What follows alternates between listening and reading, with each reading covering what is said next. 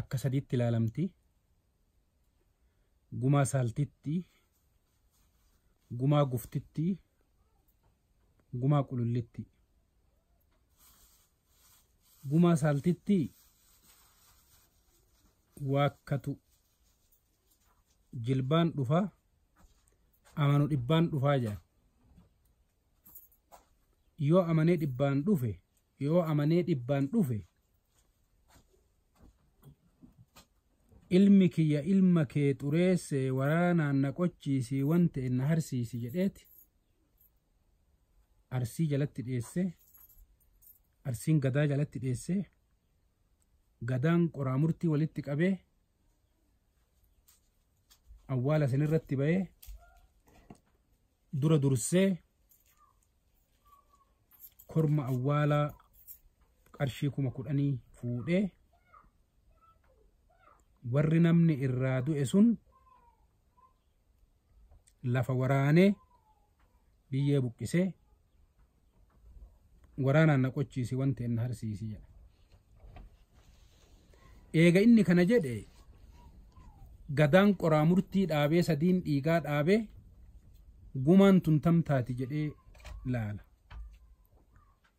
Gumaan tun yoo ajjeesee gaabbe jechuun eega ajjeese suqqaa jala kaaye, eega ajjeese huccuu irra buuse,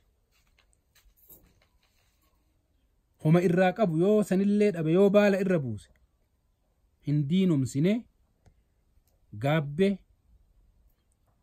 gumaa saaltitti irraa hin buuti 50,000 laalamti. Yoo ajjeeseetuma akkasumatti gatee biraa deeme ija allaatti igatee lafee waraabessaa gatee yoo biraa deeme saaltittii taati 100,000 laalamti. Yoo odoo homaa walitti hin qabne tasuma walitti dhufanii nama biraa dha'atti isa dha'ee ajjeese qulullittii taati. Wayaan awwaalaa qofti kennamteeti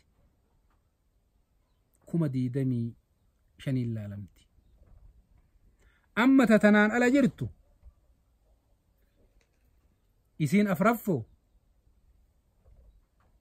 malee jedhamti.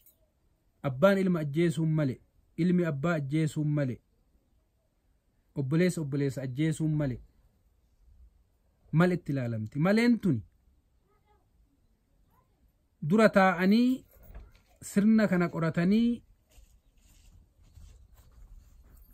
wayta laalamte wayaa awwaalaatii fi loon qabbaneessaa qofaan dhumatti.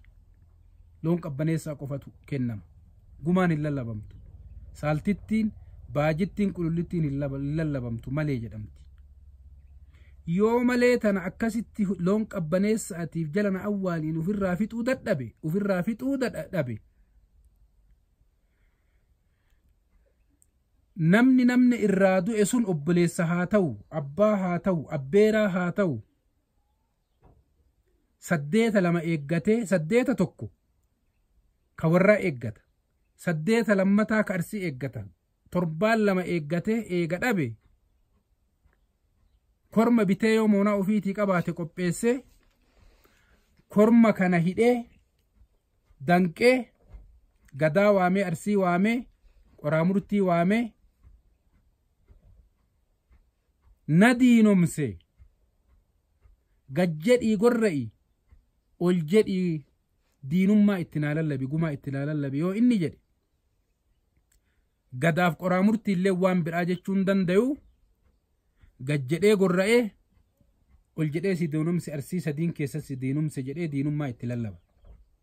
Gaafa sanirraa jalqabee namni waa balleesse suni yoo baqate yoo gadaa baraa jalan jiraatin, gadaa baraa jechuun kaleessa mana garbaa ka jedhamu suni amma gadaa baraa jedhama. Gadaa baraa jechuun qabalee irraa ka'ee, qabalee jechuun dika sirna gadaa irratti dikarraa ka'ee haga muummicha ministeeraatitti namni bulchu Oromoo waan ta'eef gadaa baraa jedhama. Gadaa baraa jedhama. Yoo gadaa baraa jalan jiraatin, yoo gadaa ambaa jalan jiraatin, gadaa ambaa jechuun warra sirna gadaa harkaa qabu, warra gumaa lallabuu danda'u abboota gadaati. Gadaa ambaa ka jedhu. Ambato ka jennuun amba jechuun Arsii gurraatti sarar mana citaa adii haburaa malkaa huboo waabee ilkaa guugu heexoo fardaa warri jidduu kana jiru ambateenna ka jedhamu sanii gadaa ambaa jala yoon jiraatin gadaa baraa jala yoon jiraatin diinummaa itti lallabanii namni waa balleesse sun Arsiin isa bulchitellee hin diinumsan Arsii isa bulchellee namni sun dirqama qabamee yookaan gadaa baraatiif yookaan gadaa ambaa jalatti deebi'uu qabaa akkaataan gumaa gabaabinaan akkanatti ilaalamuu dandeetti.